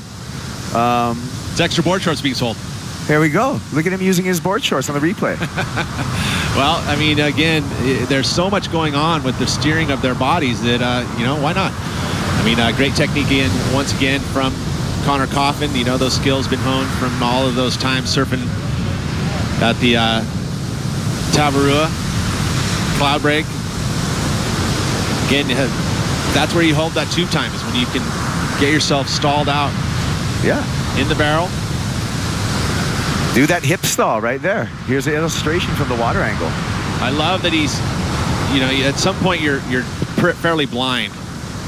And coming out, using radar right there, coming out of the tube easily. John Florence bangs it a couple times on the inside. So now this is when things are going to start heating up. We're a third way through the heat, and we're going to be waiting on 2 scores. 1-4. Oh, we got dropped a 4.5 for Connor Coffin. We'll be waiting for that last score for John Florence. It's interesting that Julian Wilson score only coming in at a 2.5. So quickly, just that quick in and out, not scoring too high. Well, we saw John on the paddle back out. You know, statistically, he is obviously the favor in this heat. Let's take a look at the ride again. Again, that west ball, you see how it grows on the reef. Again, great technique, again stalling, maximize the tube time, and then getting it 2 turns on that inside section. And I think that today you'll see that those turns, as that wave just opens up, actually rode the foam ball. You see that little drift. But the turns on the outside afterwards, definitely helping that score. Well, the judges ate that up, a 7.83 for John Florence, puts him in the lead. Feels like those turns, you know, added another point to that score, 7.83. Almost excellent. But also those waves that breathe and open up at the exit. I feel like the judges love seeing that. Well, let's go to Waz in the water for his take on that barrel by John Florence. Well, I think, you know, there's 2 different tube rides there from Connor and John. Connor's had a little, you know, it had some chandeliers, it had some ribs up the face. It wasn't super clean in the exit, so that's, I think, why that score was so much different. John's had a nice, perfect bubble on it, so to speak. It had a nice little tube ride where he was actually behind it, and he was out riding the foam ball, came over it, and it kind of came out nice and clean. And then obviously a couple of nice slices on the face are going to, you know, give you a couple extra on the corner there. But John's wave, a nice open barrel, and Connor's had to fight to get through it. So I think the judges really like that open barrel effect, and finding those waves is really hard out here. You really have to identify those waves. They're usually the 2nd or 3rd wave as they come through. They're not, you know, they're after something come through, kind of cleaned up the faces, and then you find those kind of open face bubbles. So, you know, it's identifying those waves today is going to be hard, but they're out here. We've seen a few this morning early, and, you know, we just saw John get a really nice one. This is going to be a good one. Hey, Strider, in regards to the consistency, does it feel like it's lifted from yesterday, or there's those inside bowls like you were saying? You know, there's plenty of rideable waves on the inside too. Feels like there's more waves though. There's a lot of waves right now, and I think it's that kind of more southeast wind swell, right? You got a higher interval, so we're going to see more waves. Whether the quality is going to be there is the question. So you're going to have to, you know, there's going to be a lot of waves like we were talking about, but, you know, we're going to see the quality kind of go up if you can actually find those clean ones. John trying to, you know, bash his way through, little top turn there. You're going to clean it up on the inside and throw it into the lip again. So he's looking really on fire right now. Whoa. Wow. Right through the lip, in over the dry reef. That is just looking vicious in there. It is so shallow right where he hit the lip right there. I love the commitment. Well, let me tell you, out the back. Check this one, boys. Out the back, we're going to go to Julian Wilson, deep in a chopo barrel, and just is gobbled up with no exit. But our attention turns back to John Florence. We're going to stay actually with live action because Connor Coffin is going to have his turn. Connor in the barrel goes past Julian with the duck dive, stalling to have more time behind the curtain. A hook off the top there, catches that outside rail and goes down. But he did complete the barrel ride. So nice series of waves from both John Florence and Connor Coffin. I just put on my judge's cap on, and those 3 waves in succession, having to dissect the details of it, fairly similar. You know, the fall here from Connor at the end, I think it'll affect his score, but again, maximizing tube time by holding himself against that wall. But there, going down, I think that's going to affect the score, especially if you feel like those importance of turns going to be a little bit more today. Again, that great technique with steering that arm plus grabbing the rail. So you actually have 4 points of contact. Your 2 feet, the arm to the board, and then hugging the wall. Same technique for Julian here. Just unfortunate for him, that wave clamps down quickly. And then John able to get those turns done on the outside. This is not the cleanest barrel. Forces his way through. I mean, the meat of the score really is going to come from the 2 turns, especially that one there. I mean, that was upside down and vertical, and then he goes for it again. That's brave. To be doing that type of surfing right there on dry reef. Whew. Well, John's, you know, definitely a favorite out here. We look at the percentages with a 68% heat winning percentage. Let's take a look through the years of how that high percentage of heat wins has been accrued. You look at his barrel riding skills, that's the kind of stuff that John does that is a little bit different from everyone else. You know, Kelly has that same ability, but see how he holds the rail through the drop, does the stall, and then lets go. You know, and standing tall, that nonchalant style that he carries, by far one of the best. He does it at pipeline, but he has so many different ways of keeping the speed going or slowing down.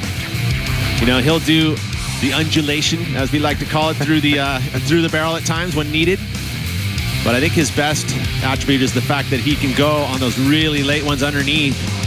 Like literally that wave was breaking on his back as he took off and just straight into the barrel. I mean, this is the type of wave that he loves. Pipeline, you have to do the same style where you're coming underneath it to get these waves. And it allows him to get super deep. You know, Kelly, he loves it because there's a guy that has that similar style and that similar ability to just make the impossible possible. John was a runner-up to Kelly last year, 2016. And previous to that, he has 2 semifinal appearances in 2012 where he was defeated by Joel Parkinson, and in 2014 where Kelly Slater got him again. Could this be John's year to take out a victory at the Billabong Pro Tahiti? This happened during that review. Julian Wilson, another one that just didn't turn the corner for him and open up. You know, those waves there, again, talk about wave selection. You know, the outside looks good, but it's got to have that little curve back at the reef in order to really open up. And that's what makes this wave specifically special, is you get that curve and it'll open up the barrel at the end. But when they don't have that extra little elbow, they'll do that. They'll clamp down on you, especially with conditions like today. Well, there we go. As we were mentioning, 3rd place in 2012, 3rd place in 2014, and a runner-up finish in 2016. The highlights at Chopo 4, John Florence. Can he win the title this year? We have mentioned the Slater void, no Kelly Slater out in an injury. We're going to see if John can go straight to the quarterfinals. Can he maintain his lead? We'll be back with more of the Billabong Pro Tahiti.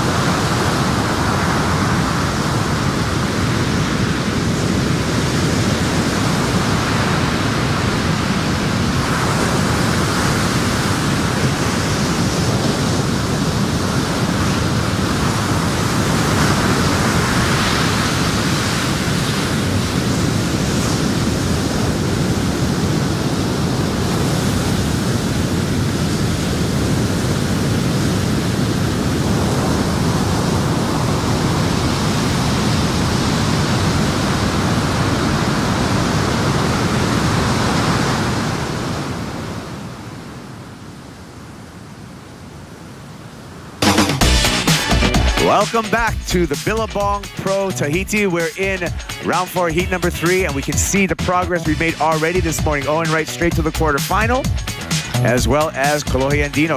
Our round 5 matchups. A lot of goofy foots there in round 5. Connor O'Leary versus Gabe Medina. Matt Wilkinson's going to be coming up against Wiggly Dantes. Possibility of someone surfing 5 heats today. That's generally about the max you'll find on the championship tour in a full day, but that's 2.5 hours, 2 hours and 40 minutes of competitive surfing, which is a big day.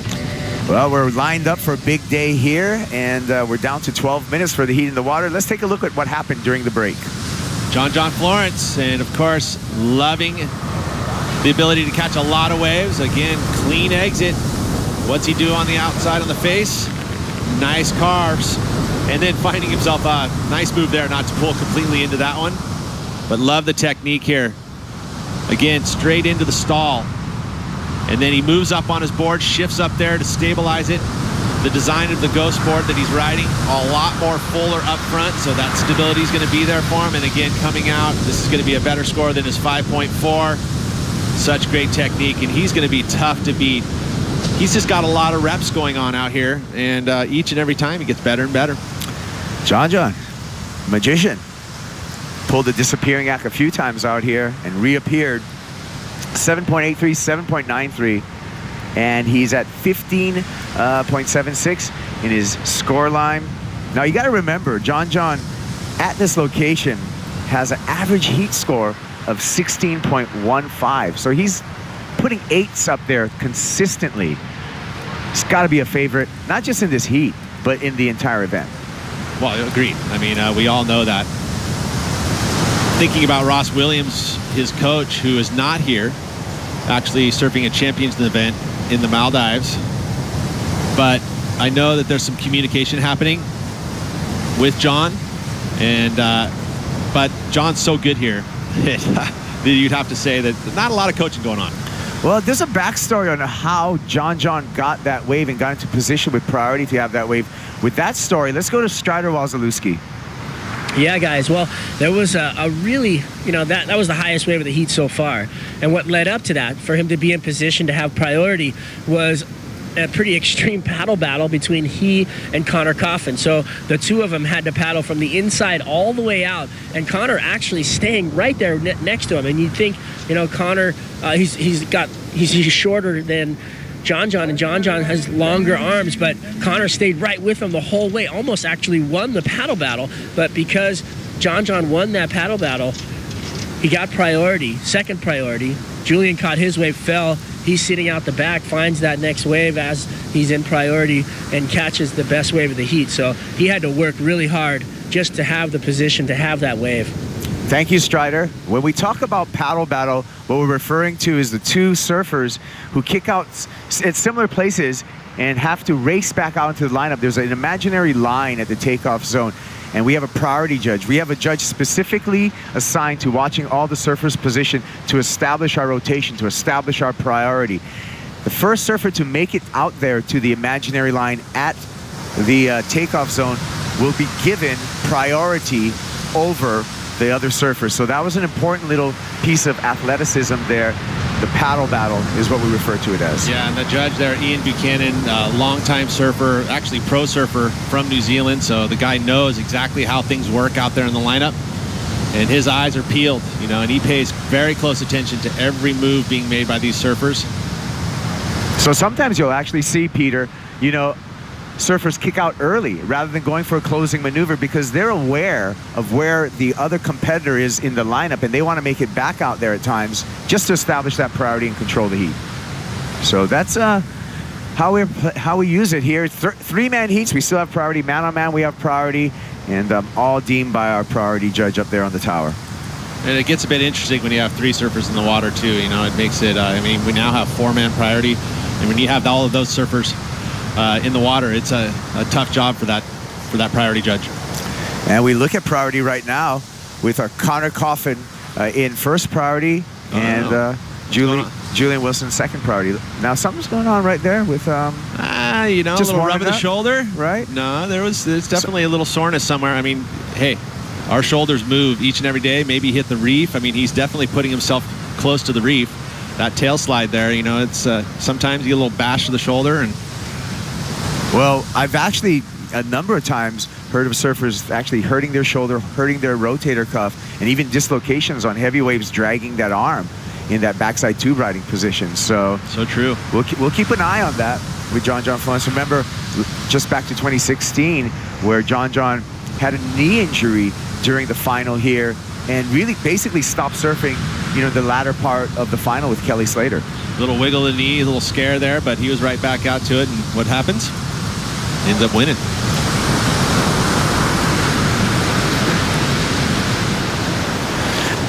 He may have hit the reef here. Let's take a look at this wave. Well, again, just great technique when getting up on the board. Then you see footwork is important. I don't think we give it enough credit. But again, this inside section here, deciding to go away from it and then falling literally in 6 inches of water. So you could easily have had a little bang to the shoulder. But I wouldn't say that he's too worried about it. Well, I mean, your adrenaline is pumping. So adrenaline is amazing for your body. You can literally get through a lot when you're pumped up. You'll get through the whole day, these surfers with an injury, because of that adrenaline. We've seen it time and time again, guys just fight through all kinds of pain. And John surely one of those guys. We're down to 6 minutes and 15 seconds. John with the lead, and both Connor Coffin and Julian Wilson need not one but 2 waves to overtake that lead. They're both in combination positions, both needing a score line of 15.77 or better. You can see that in the blue square there, the blue rectangle. And we're going to take a look at maybe some waves coming through here. Well, it's interesting because Julian, you know, you look at his score line, you know, only a 2.5 and a 1.5, but he was close to getting some pretty good scores. Here's a recap, Pete. As you look at Connor Coffin fighting his way through for a 4.5. That was the early best wave of the heat. John took a little bit to get started, but his last 3 waves have been some of the best in this heat. The 7.83 here with the little foam ball glide over. You see that board kind of shift through. And again, going to turns after the barrel, which I think is going to be important. And then this one, the best wave of the heat by another 0.10, tenth of a point, maximizing the tube time, and again, going to turns afterwards. I love his thinking. And he's got the heat lead with a pair of 7s. Once again, you know, another 15.76 2-wave total, and right there with his heat average, just slightly below, but he is hyper consistent. Well, looking at the Jeep leaderboard, we can see all of our surfers still in competition in dark blue. Those in the shadow have been eliminated: Adriano de Souza, Joel Parkinson, Felipe Toledo. So opportunity for guys like Julian Wilson, Gabriel Medina, and Connor O'Leary to climb up the rankings. And giant opportunity, as we can see, our top 4 surfers really clustered together point-wise. Well, and you look at Owen Wright already into the quarterfinals as well, whereas Wilco has been relegated to round 5. And also Gabriel Medina, you know, he's right there outside of it. But look at Kolohe, another great chance for Kolohe, who's already into the quarterfinals, to make a jump back into the top 10. More waves coming through here, and decision time for the priority holder, Connor Coffin. He's going to let Julian Wilson go on this one, and Julian trying to fight through that barrel. He's not going to find an exit, and he's going to continue to have a couple swings at it to try to get out of this heat and into the quarterfinals, but things not looking good at the moment for Julian Wilson. Good news for Wilson, non-elimination round. It is non-elimination, but I'll tell you, in a long day like this, you know, you reiterate how challenging it is to have that extra heat. Because, you know, in that 4th heat of the day, 5th heats of the day, you know, you can be Superman, but you're still going to feel some fatigue. So to have that little skip from this round into the quarters, oh, so important. Yeah, and the goal of every surfer is really to peak in the final at the end of the day, at the end of a long day, and also dealing with the elements. It's not like they can go back to their hotel room and hide and kind of like decompress and everything. You're out in the ocean, and it's pretty raw out there today. Well, you wonder, you know, if Owen Wright has made his way back to shore for a little bit, or if he's sitting out there watching the action. I know that, you know, teammate Wilco, same thing, you know, like if they can head in. I mean, actually, it'd be good to ask Strider because I'm sure he's looking in. Did anyone actually leave the lineup to go get some rest? I am. Well, let's see. I heard him. You heard me. I'm out here. I'm looking around the boats. You know, I do think that people would probably be getting off the water. It's not very, like, you know, it's not super pleasant out here. It's a little windy. There's been some rain, and it's a little cold. It's been the coldest actually recorded temperatures that they've had here in quite some years. That, I mean, I don't know if in history, but it's definitely recorded 17 degrees Celsius. So that's a cold night up in the mountains in Tahiti, let me tell you. And so these guys kind of probably wanting to go get warm, find themselves some comfort, and you know, kind of chill out somewhere and get back in the water. It's only a couple minute ride on a jet ski, so I'd say that they'd be hitting the road, getting back to dry land, getting comfortable. Thank you for that, Strider. That's valuable, and it makes a lot of sense as we still got a break in between rounds. But as we get to the pointy end of the competition, as we get into, you know, quarters, semis, surfers are going to have to stay out there. And that's why you limit your time on the water, because it is fatiguing. Not, you know, because you are, when you're on a boat, and especially on a day like today, a little bit rougher, right? Is that you are constantly, your little twitch muscles and everything's being used. You got to keep yourself balanced, and it takes energy. Down to 1 minute and 20, and looking like John Florence is going to be in the quarterfinal number 3, because I'm just looking out there on the horizon. You see anything, Peter? I don't, but Connor and Julian are comboed. So that doesn't even matter if there was. We're under that 2 minute mark. There's no way you're going to be able to quickly turn around and get two 8s like that. So yeah, it's safe to say that John Florence, looking on point, has been able to skip round 1, been able to skip round 4. Big heat wins yesterday. What's Julian got for us? Kick out. And probably going to make his way to the channel and prepare for round number 5, coming up right after our final heat of round 4.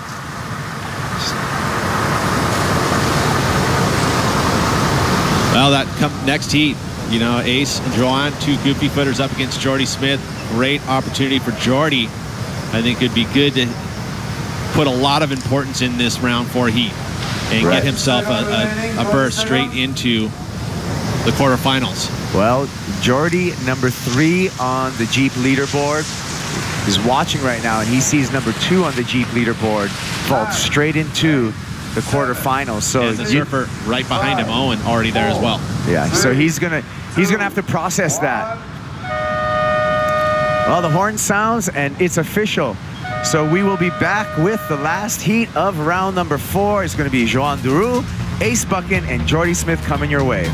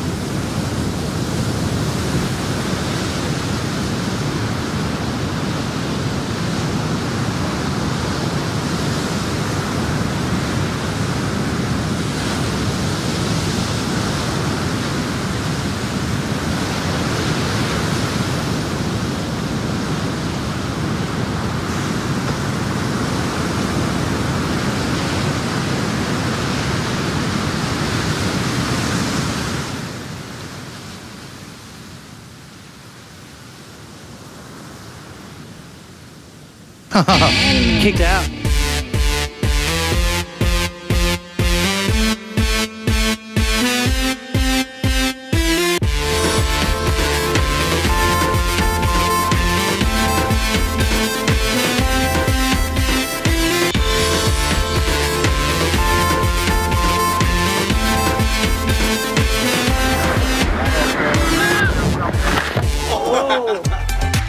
Ouch. Some entertaining exits here at Chopo, and it's just because you come out of those waves with so much speed, makes for those spectacular and sometimes awkward kickouts. Absolutely, you know, especially when you try and do a turn when you come out of a barrel, sometimes you see there's some awkward falls, and yeah, that's just Chopo for you. Here we are, the final heat of round 4 with Jean Duru, Ace Buchan, and Jordy Smith all in the water. Goal of each of these 3 surfers to win this heat and leapfrog into a quarterfinal finish and guarantee a 5th place. And some decent points right there, and we've mentioned it before. If you can stay in the quarterfinals, you're looking good for a world title bid, as we see Joan Duru double hand drag, but unable to come out of the barrel. Well, you see Ace and Jordy moving way up the reef and down on the bottom end. Stick with Buchan in the barrel, squeezes, compresses, and we can see the board getting pulled out from underneath him in there. Was Joan Duru. Here we go. Jordy up, out. He wants to keep position and maintain priority out the back. So, little exchange, nothing that meaningful as of yet. But right now, let's go to the interview boat because John Florence is with our own Rosie Hodge. Thank you, Capo. Well, John, round 4, 3-man heat. That would look like an absolute breeze for you, just getting those 7-point rides and putting your competitors in combos. Is that how it felt for you? No, it definitely wasn't a breeze. It's really hard out there right now, actually. It's that wind kind of came back from the other day, and it's rainy, and it's hard. The swell's going more south, so it's really hard to pick those ones that have the bend on them. And I kind of just stayed real patient and got lucky on those 2 good ones. And at this location, your average heat score is 16.13. You're almost guaranteed to get an excellent ride when you hit the water. That's exciting for us, but does that give you confidence when you hit the water that you know you're going to get those waves? Yeah, it gives me a ton of confidence for sure, but you also never know what's going to happen. It's the ocean you're dealing with. You know, you can go out there and have a heat with no waves and maybe get 1 wave, but I'm just trying to focus on trying to find the right ones, especially today with these tricky conditions. It's really hard to just kind of find it, and but it's fun when you do. You seem a lot more focused today too. I'm not taking anything away from other days, but it does seem like it's more business-like today. Yeah, for sure. I think we just, you know, there's a possibility of surfing a lot of heats today, and so this first 3-man heat is a good one. I get to go home and take a little break now, and it's rainy and kind of bumpy out here, so it gets kind of tiring sitting out here all day. So I'm really stoked to get through that one. And then, you know, just looking at last year, you kind of tweaked your knee. Are you carrying any injuries in this event at all? No injuries for me in this event. Yeah, last year I tweaked my knee in the final. That was kind of unfortunate, but no injuries so far, and I'm feeling good. So excited. Hopefully the waves can kind of clean up a little bit with these rain squalls, and we'll see what happens. So the shoulder's feeling good? Yeah, I bumped it on the reef a little bit, but it was all right. I was just feeling it out, warming it up, loosening it up. We'll keep that focus. Can't wait to see you in the quarterfinals. Well done. All right, thanks. Thank you, Rosie. And a little insight from John. So, yeah, as we speculated, he did bump it off the reef, but he says he's feeling fine, and we're going to see him in quarterfinal number 3. He's looking good. I mean, it's just been so, I mean, he's saying it's not a breeze, but it really has been. I mean, you look at his performance and how dominating it was in round 1, round 3, obviously. Here we are, round 4, right into the quarters. So, I mean, if he's going to map out a way to win an event, it feels like he really has a lot more to give. What's one thing we've learned, though, in professional surfing? What? The obvious is often not the case. We have surprises over and over again with guys who take out wins in events. I mean, this year's been a bunch of surprises. We have 6 separate winners, 6 separate events. It's a surf reality show, right? Yeah. And that's what makes it so entertaining. All the characters that are mixed in the mix, too. Here's one of the more polite characters, Ace Buchan, in the barrel with no exit. So he's going to have to keep on swinging at it. But good news for Ace. Nobody's put up a big score as of yet at the 23-minute mark, 23:45 exactly on the clock. You know, looking at strategies for today and, you know, trying to be selective and grab those ones that are going to give you the opportunity, but also kind of getting yourself a lot of reps, because I don't know if it's really easy to go, oh, identifying that this is going to be the wave until you really kind of start to ride it. You know, sometimes a wave will surprise you, especially those ones as they move down into the bottom half of the reef and they turn at you. You know, you just got to look and identify the ones with that water turning back. We saw a little graphic on the bottom there with Adrian Ace Buchan currently number 18 on the Jeep leaderboard. He was a semifinalist here last year. Now we turn our attention to Joan Duroux, currently ranked 22nd on the Jeep leaderboard. He had a quarterfinal finish. His best result so far was another reef break, the Autonom Fiji Pro, where he took away a 5th place. As we turn to fantasy, and you can play out fantasy as well at worldsurfleague.com, only 7% of the public put Joan Duroux on their fantasy team. I'm one of that 7%. I'm not going to admit, I believe I am too. I got to double check. I mean, this is the thing about Joan Duroux that puts him kind of under the radar. I mean, obviously he's a great pick in that Tier C, but you know, he's a great barrel rider. Living in Bayonne, which is obviously close to Hossegor, and he spends a lot of times in those beach breaks, but he's not far away from another left barrel that is one of the best in the world in Mendaka, you know, and everything in between that is a very wave-rich region, a lot of barrels in that region. So the guy knows how to barrel ride, you know, and again, he's been working at it for a long time. He's very experienced, and it was a pretty seamless transition as he finally got onto the championship tour, but he's been, you know, making his way up the rankings. There's another great result for him. You know what I did just to check my fantasy team? Since I have the WSL app downloaded on my phone, I just looked right there, and just to confirm, Joan's not on my fantasy team, but Ace Buchan is. All right. Well, I've got both of them. Good for you. Goofy footers. Yeah. You want to give me a hug? No. Well, you know what, though? We want a couple of waves to hug the reef right now, especially out of that west direction, and produce some big barrels for us, because it's anyone's game, and the highest single wave score that we have right now at the 21-minute mark is just a 1.23, so wide open. We're going to see who's going to be the first surfer to crack into a meaningful score here. It's going to happen. I mean, you know, each and every heat, even those slow heats, you end up seeing a couple gems make their way into the lineup, and these guys are so good that they find themselves in position. Here we go. Joan Duroux. Slow. You know, he really delayed that bottom turn looking for the barrel, and it just did not formulate for him. Yeah, and that's a bit of a technique. Rather than grabbing the wall and trying to slow yourself down, you compress. You're not pushing against your board to get that squirt out of your board. It's like kind of coasting, right? It's coasting rather than pressing the gas. As soon as you start to press your heels, or I'm sorry, your toes into the wall, you're going to start to see the board compress and pick up speed. So he was sitting there kind of flattening the board out, coasting, waiting, hoping that thing was going to barrel. Of course, it didn't, and he had to kick out. But it's a different type of technique to slowing the board down in order for stalling for the barrel. I actually think it's a really stylish technique, and when I think about that technique in tube riding, I go all the way back to Jerry Lopez, who was so good at just straightening out when waiting for it and then pulling into the barrel, and just you know, and just barely tucking underneath, right? You know, and delaying it all the way until you time it just as the barrel starts to go over the top of you. Well, I duck right in. Here we go. We're going to stick with Joan again. Now this time he finds a little bit of cover and comes out. Little layback hack for Duroux. Double pump off the bottom, and he just kicks out as that wave just goes into dry reef.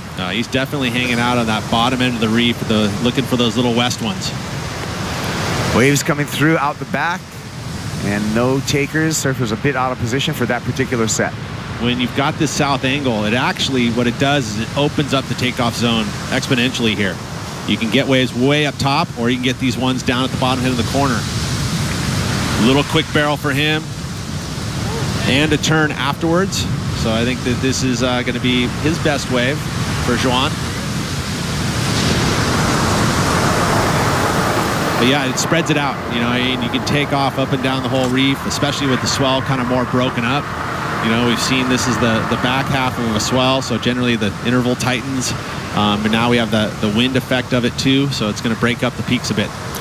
Peter, you're really good with forecasts. Aren't we expecting a little bit more energy as the day comes through? What were you seeing on the charts? There is a little pop at the end of the day.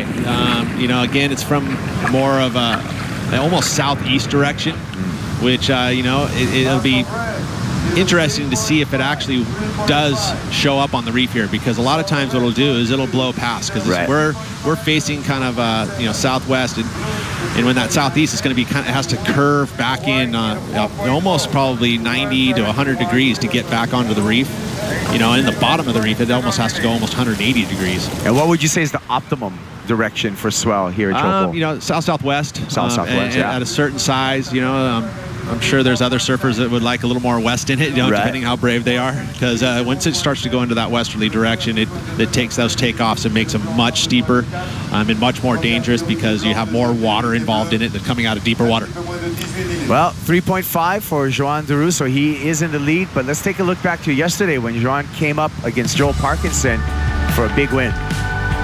And see the different techniques on that forehand. You know, that one there, little double arm stall off the bottom, which sets him up that perfect timing. And look at that turn, laying it down. You know, the forehanders have been able to do damage in this event. Also being able to kind of steer through those little tighter barrels that come out the top. But I love Joan's maneuvers he's been doing as well. And gotta love that good mate, you know, travel partner, Michel Perez there to kind of help him out. Yeah, both that was even after the loss of Michel. Yeah, he stuck out there to give support to Joan Duru. And this must be a venue, a location that Joan's very comfortable at socially. You know, being that we're in French Polynesia, everyone speaks his native tongue, and he can make his way around quite easily and feel very at home, even though he's in the middle of the Pacific. And Joan Duru continues to surf through here, stalls off the bottom, disappears, gets gobbled up by the foam ball, however, in that attempt. Well, knowing where he is on the reef, you know, he's trying to maximize tube time. So at that point, really stalling it out, trying to hold that wall as long as possible.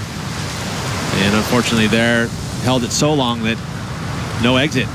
Just whitewater gobbled him. I like what he's doing though. You know, at that point, that's probably where the highest quality portion of the reef is for the barrels. You know, kind of waiting. These two are very patient outside, so he's just kind of collecting on the inside, and as soon as those two go, he can kind of grab priority, and then maybe he's got a long enough or a big enough lead that he can start to be a bit more selective on that outside section. Well, we'll see if Joan Duru can continue on and search the inside for victory here and a ticket to the quarterfinals. We're going to be back with the back half of this heat. Stick around for more surfing action.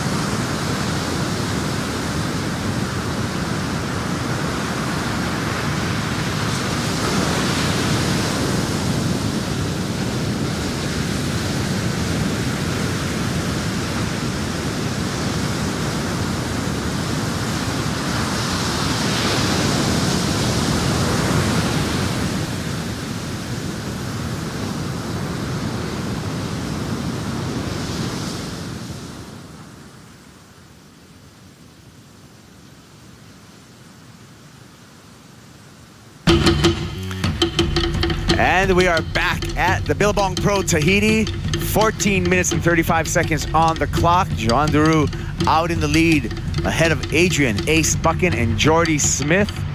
This is the final heat of round number 4. Growing up in Hawaii, how is your hula? My hula? Yeah. Of all things. Not very good. Didn't you study a lot of Hawaiian? Did you study dance? Here we go, action, sorry. Language, not so much dance. Right here. Jordy Smith wants to dance with Chopo, and he finds a nice little hole right there. So second section worked out nicely for Jordy Smith. Right behind him, Ace Buchan. Where is he? Behind the curtain. Comes out the bottom. Nice down carve off the top. Squares up. Can he hang through this final maneuver and just gets hung up and hopefully stays away from that sharp reef bottom. Nice little exchange between Jordy and Ace. You'd have to say those are probably going to be the two best waves over Joan Duru's 3.5. So very patient. First we're going to watch Ace just tucks right in. Pretty quick, but I think he added some points with that nice carve. Would have loved to have been able to see him get that combination right there with 2 turns. You see again the angle looking into it, but look at this carve, lays into it. So fun when you've got all that speed. And then Jordy. Similar style waves on the reef, up on the top portion of it. Gets a little runner through. Didn't quite disappear from view, so that'll affect the score slightly. I think Ace is going to get the better of the exchange. But again, see that technique slowing down and then realizing that this wave was going to race down the line. When you look into it like that, looked awesome. But again, when you see the nose of the board from the judge's angle, they'll realize that he wasn't very deep. Did have the carve afterwards. Yeah, pretty similar waves. That channel perspective can be a bit deceiving. We could see how kind of square that barrel was for Jordy Smith, but then when we saw the straight on angle, we realized that he wasn't as deep as Buchan. But here we go, Johan Duru, and he just gets hatcheted by some crumble in the lip and spending some time underwater right now. Well, we'll see what wave number 2 looks like too as well, because you know, he could have waited a little bit. Looks like there wasn't a good wave number 2, so pretty much had to make that choice to go on that wave. But that was a tough one. It had a bunch of ripples in the face. It really didn't have that clean entry into the barrel. A couple of scores have dropped. Last for Ace Buchan, a 3.4. That puts him in the lead. Last for Jordy Smith, a 3.17. Well, interesting. Johan Duru did keep the best wave of the heat, but you look at threes across the board, 12 minutes to go. At this point in time, priority is nice. Jordy Smith has it, so if a real set does come, you would think that with having first choice, he's going to get himself a score. 11 minutes, 25 seconds remaining, and still a fairly low scoring affair in this final heat of round number 4. Again, we're going all the way through the final today, gang, and crown a champion. Here we go with Johan Duru. Does a good job to negotiate that drop, engages the rail, gets in the barrel, comes out. Sketchy little floater for Johan, but he's going to get all the points from that barrel ride. Someone was in the barrel and looked like it was Ace Buchan, incomplete. Yeah, the blue jersey there, trying to force his way through the next section. Another good read by Johan Duru. He's been surfing outside of priority and getting his scores. That's going to be a pretty good one, considering how deep he was. Again, he traipsed over the top of the foam ball. But then the fall on the final maneuver. See, again, inside, pretty deep. You know, the exit, not as clean as you probably would have liked, but he did finish a barrel. Again, underneath, see how he just tucked right in. That's where forehand, you have that ability to just quickly tuck in, especially on the smaller waves. It's really cool to see how quickly he could just set that rail after, you know, getting a little bit of air underneath him on that drop and still maintain some forward momentum to make that barrel. So I think that's going to be a treat appreciated by the judges, and it is into the tune of the highest scoring single wave of this heat. A 5.5 has just been awarded to Johan Duru. You realize he had that set wave that basically was a 0.8, and then he was able to find it. Let's take a look at what happened to Ace here. Again, see all that shift. Almost feels like he kicked out of that wave. He realized that it wasn't going to allow him, so he allow him down the line, so he kicked right on out, just so he didn't have to deal with maybe a wave behind it, so he can keep himself at the top of the point. Coming up next, Connor O'Leary is going to be against Gabe Medina. So that's going to be a great, let's hear what's going on in the water. Could leave under like a blow dryer or something. Get out of here, go to the desert. Pretty relaxed, isn't he? Yeah. You can just see he's just having a ball. He is just enjoying his time on tour. Duru with a swing and a miss there, but he's going to maintain the lead. Behind him, it looks like it's going to be Ace Buchan this time. Pumps off the bottom. Goes for a snap off the top. Whoa, and just might have gotten a piece of Johan Duru, but no, Johan's just paddling back out.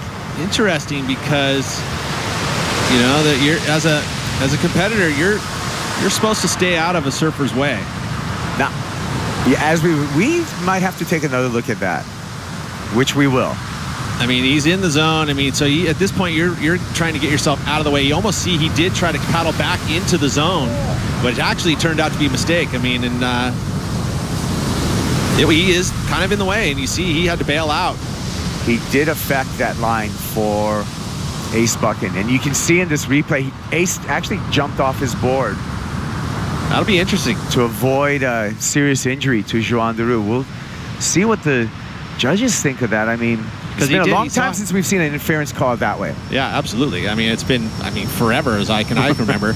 I know I got called for one back in my amateur days, and it cost me big. So I know it's there. It's a part of the rule book, but don't know. I mean, you see he steered almost away, trying to get himself out of the zone, but there we go. Buchan finds a nice little roomy bubble and comes out and floats it for completion. So nice regaining of his senses there after that weird little encounter, and he's going to get a score. Looking for a 5.6 to take the lead from Joan Deroux. So again, that was kind of more on the inside portion of the reef, but that wave got pretty darn hollow. You see it was threw out pretty wide. Good shallow portion of the reef. Take a look again. So he saw small takeoff spot, but again, growing down the line, and there he sets it up. See how far up he was on his board. Again, great footwork.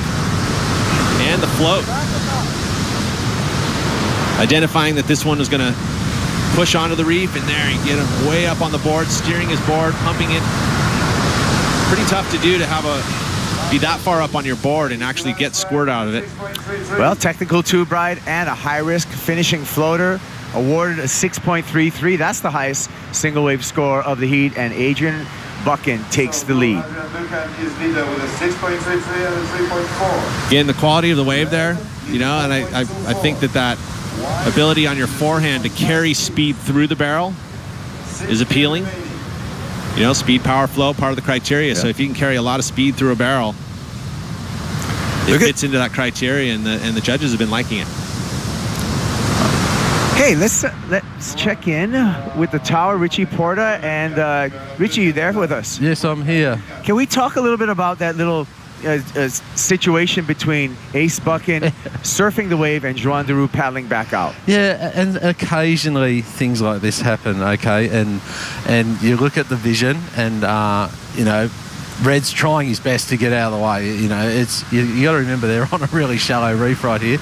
Ace hits the turn there, comes down, sort of slides the tail a little bit. Red's trying to duck down underneath him so that he gets out of the way. Unfortunately, he doesn't get out of the way, and it's just one of those random things that, there's no real interference, because where can he go? Like, you look at the vision, he's trying his best to get out of the way, and as surfers, we know you always try and get out of the way. And Ace sort of jumps because he thinks, well, I'm going to run over him, and it's just one of those things, So because it was not an intentional block, there's no penalty assessed to Joan Deroux. There's no block. It's just, you just put it under that, straight up under one of those things that happens, and it's unfortunate. We saw Owen and Adam Melling a few years ago at J Bay, same sort of thing. He landed on him, and if you got nowhere to go, you've got nowhere to go. Well, thank you for the clarification, Richie. Thanks for being on the line with us. No worries. So there you go, Peter. Well, again, it's good that you keep it to the surfing, right, to get yourself through the heats.